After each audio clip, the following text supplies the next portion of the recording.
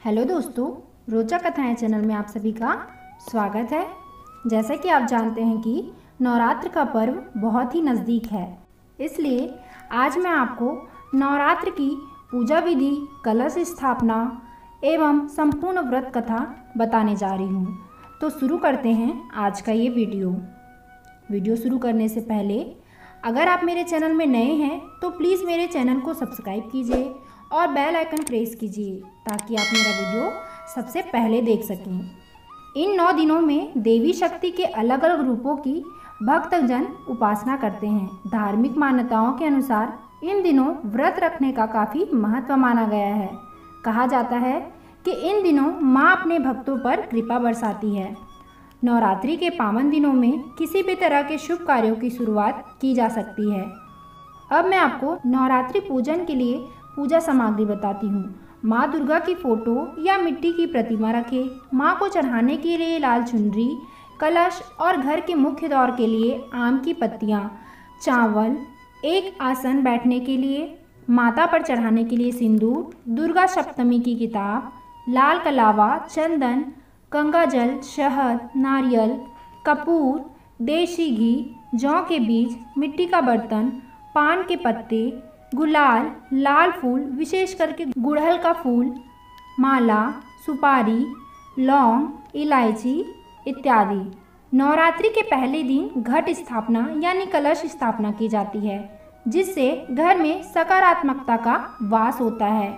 इसी के साथ कई लोग अपने घर में अखंड ज्योति भी जलाते हैं। घट स्थापना के दिन उपवास का प्रण लेकर उपवास शुरू किए जाते हैं। साथ ही इस दिन मिट्टी में जौ बोई जाती है।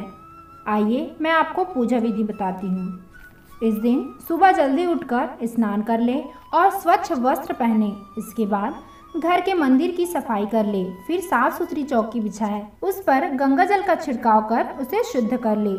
चौकी के पास एक बर्तन रखे जिसमें मिट्टी फैलाकर ज्वार बो दे। अब चौकी के पास माँ दुर्गा की मूर्ति की स्थापना करे और दुर्गा जी को तिलक लगाए। नारियल पर भी तिलक लगाए। फूलों की माला माँ दुर्गा को चढ़ाए। फिर कलश स्थापना की तैयारी करे, जिसके लिए सबसे पहले स्वास्तिक बना ले। कलश में जल, अक्षत, सुपारी, रोली और सिक्के डाले और फिर एक लाल रंग की चुनरी उस पर लपेट दे। अब मैं आपको नवरात्र की व्रत कथा सुनाने जा रही हूँ। तो शुरू करते हैं नवरात्र की व्रत कथा। धार्मिक कथाओं के अनुसार एक बार बृहस्पति जी ने ब्रह्मा जी से सवाल किया कि चैत्र व अश्विन मास के शुक्ल पक्ष में नवरात्र का व्रत और उत्सव क्यों मनाया जाता है? इस व्रत का क्या फल है? इसे किस प्रकार करना उचित है? पहले इस व्रत को किसने किया था? बृहस्पति जी के इस सवाल के जवाब में ब्रह्मा जी ने कहा, हे बृहस्पति, प्राणियों के हित की इच्छा से तुमने बहुत अच्छा प्रश्न किया है। दरअसल जो मनुष्य मनोरथ पूर्ण करने वाली माँ दुर्गा, महादेव, सूर्य और नारायण का ध्यान करते हैं, वे मनुष्य धन्य हैं। यह नवरात्र व्रत संपूर्ण मनोकामनाओं को पूर्ण करने वाला है। इसके करने से पुत्र की कामना वाले को पुत्र, धन की लालसा वाले को धन, विद्या की चाहना वाले को विद्या और सुख की इच्छा वाले को सुख मिलता है। इस व्रत को करने से रोगी मनुष्य का रोग दूर हो जाता है, मनुष्य की संपूर्ण विपत्तियां दूर हो जाती है और घर में समृद्धि की वृद्धि होती है। बंध्या को पुत्र प्राप्त होता है, समस्त पापों से छुटकारा मिल जाता है और मन का मनोरथ सिद्ध हो जाता है। यदि व्रत करने वाला मनुष्य सारे दिन का उपवास न कर सके तो एक समय भोजन करे और इस दिन बांधवों सहित नवरात्र व्रत की कथा का श्रवण करे। हे बृहस्पति, जिसने पहले इस महात्म व्रत को किया है, वह कथा मैं तुम्हें सुनाता हूँ, तुम सावधान होकर सुनो। ब्रह्मा जी बोले, प्राचीन काल में मनोहर नगर में पीठत नाम का एक अनाथ ब्राह्मण रहता था। वह भगवती दुर्गा का भक्त था। उसके संपूर्ण सद्गुणों से युक्त सुमति नाम की एक अत्यंत सुंदर कन्या उत्पन्न हुई। वह कन्या सुमति अपने पिता के घर बाल्यकाल में अपनी सहेलियों के साथ क्रीड़ा करती हुई इस प्रकार बढ़ने लगी जैसे शुक्ल पक्ष में चंद्रमा की कला बढ़ती है। उसके पिता प्रतिदिन जब माँ दुर्गा की पूजा करते तो वह उस समय नियम से वहां उपस्थित रहती। एक दिन सुमति अपनी सखियों के साथ खेल में लग गई और भगवती के पूजन में उपस्थित नहीं हुई। उसके पिता को पुत्री की ऐसी असावधानी देखकर क्रोध आया और वह पुत्री से कहने लगा, अरे दुष्ट पुत्री, आज तूने भगवती का पूजन नहीं किया, इस कारण मैं किसी कुष्ठ रोगी या दरिद्र मनुष्य के साथ तेरा विवाह करूंगा। पिता का ऐसा वचन सुन सुमति को बड़ा दुख हुआ और पिता से कहने लगी, हे पिता, मैं आपकी कन्या हूँ तथा सब तरह आपके अधीन हूँ। जैसी आपकी इच्छा हो वैसा ही करो। राजा से, कुष्ठी से, दरिद्र से अथवा जिसके साथ चाहो मेरा विवाह कर दो, पर होगा वही जो मेरे भाग्य में लिखा है। मेरा तो अटल विश्वास है, जो जैसा कर्म करता है उसको कर्मों के अनुसार वैसा ही फल प्राप्त होता है, क्योंकि कर्म करना मनुष्य के अधीन है पर फल देना ईश्वर के अधीन है। जैसे अग्नि में पड़ने से तृणादि उसको अधिक प्रदीप्त कर देता है, इस प्रकार कन्या के निर्भयता से कहे हुए वचन सुन उस ब्राह्मण ने क्रोधित होकर अपनी कन्या का विवाह एक कुष्ठी के साथ कर दिया। अत्यंत क्रोधित हो पुत्री से कहने लगा, हे पुत्री, अपने कर्म का फल भोगो, देखे भाग्य के भरोसे रहकर क्या करती हो। पिता के ऐसे कटु वचन को सुन सुमति मन में विचार करने लगी, ओहो, मेरा बड़ा दुर्भाग्य है जिससे मुझे ऐसा पति मिला। इस तरह अपने दुख का विचार करती हुई वह कन्या अपने पति के साथ वन में चली गई और डरावने कुशायुक्त उस निर्जन वन में उन्होंने वह रात बड़े कष्ट से व्यतीत की।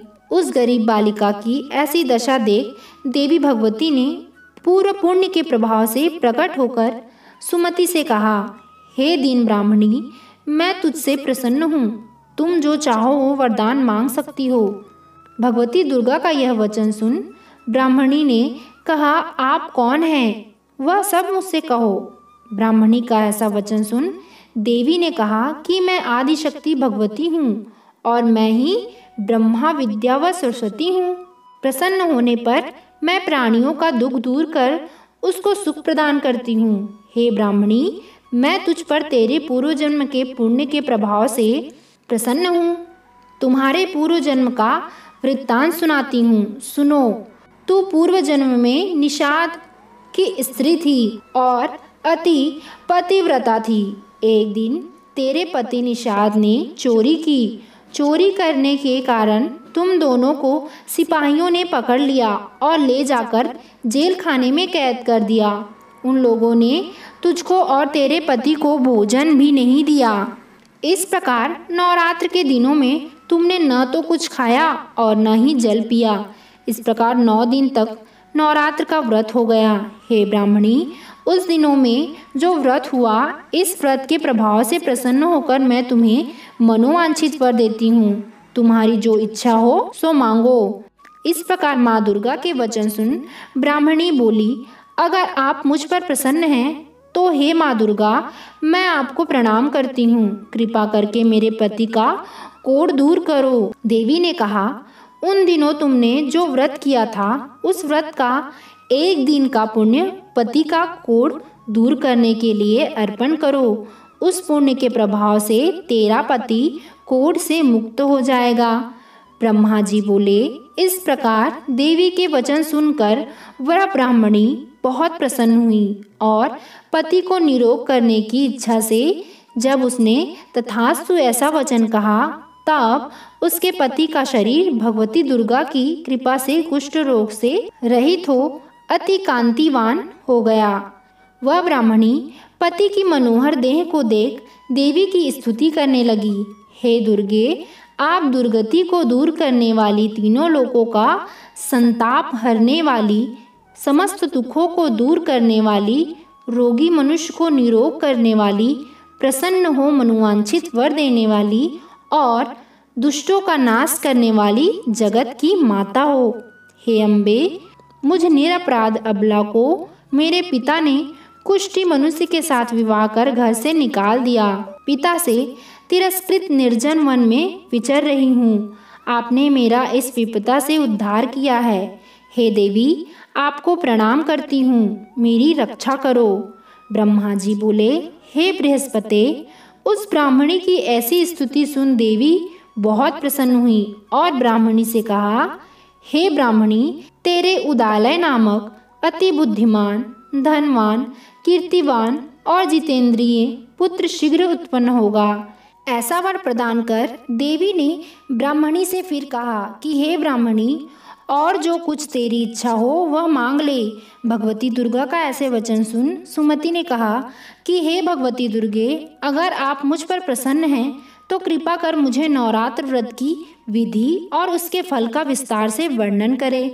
इस प्रकार ब्राह्मणी के वचन सुन माँ दुर्गा ने कहा, हे ब्राह्मणी, मैं तुम्हें संपूर्ण पापों को दूर करने वाले नवरात्र व्रत की विधि बतलाती हूँ, जिसको सुनने से मोक्ष की प्राप्ति होती है। अश्विन मास के शुक्ल पक्ष की प्रतिपदा से लेकर 9 दिन तक विधि पूर्वक व्रत करने, यदि दिन भर का व्रत ना कर सके तो एक समय भोजन करे। विद्वान ब्राह्मणों से पूछकर घट स्थापना करे और वाटिका बनाकर उसको प्रतिदिन जल से सींचे। महाकाली, महालक्ष्मी और महासरस्वती देवी की मूर्तियां स्थापित कर उनकी नित्य विधि सहित पूजा करे और पुष्पों से विधि पूर्वक अर्घ्य दे। विजौरा के फल से अर्घ्य देने से रूप की प्राप्ति होती है। जायफल के अर्घ्य देने से कीर्ति, दाख से अर्घ्य देने से कार्य की सिद्धि होती है। आंवले से अर्घ्य देने से सुख की प्राप्ति और केले से अर्घ्य देने से आभूषण की प्राप्ति होती है। इस प्रकार पुष्पों व फलों से अर्घ्य देकर व्रत समाप्त होने पर 90वें दिन यथाविधि हवन करे। खांड, घी, गेहूँ, शहद, जौ, तिल, बिल्व, नारियल, दाख और कदम्ब आदि से हवन करे। गेहूं से होम करने से लक्ष्मी की प्राप्ति होती है। खीर एवं चंपा के पुष्पों से धन और बेल पत्रों से तेज व सुख की प्राप्ति होती है। आंवले से कीर्ति की और केले से पुत्र की, कमल से राज सम्मान की और दाखों से संपदा की प्राप्ति होती है। खांड, घी, नारियल, शहद, जौ और तिल तथा फलों से होम करने से मनोवांछित वस्तु की प्राप्ति होती है। व्रत करने वाला मनुष्य इस विधि विधान से होम कर आचार्य को अत्यंत नम्रता के साथ प्रणाम करे और यज्ञ की सिद्धि के लिए उसे दक्षिणा दे। इस प्रकार बताई हुई विधि के अनुसार जो व्यक्ति व्रत करता है उसके सब मनोरथ सिद्ध होते हैं। इसमें तनिक भी संदेह नहीं। इन 9 दिनों में जो कुछ दान आदि दिया जाता है उसका करोड़ों गुना फल मिलता है।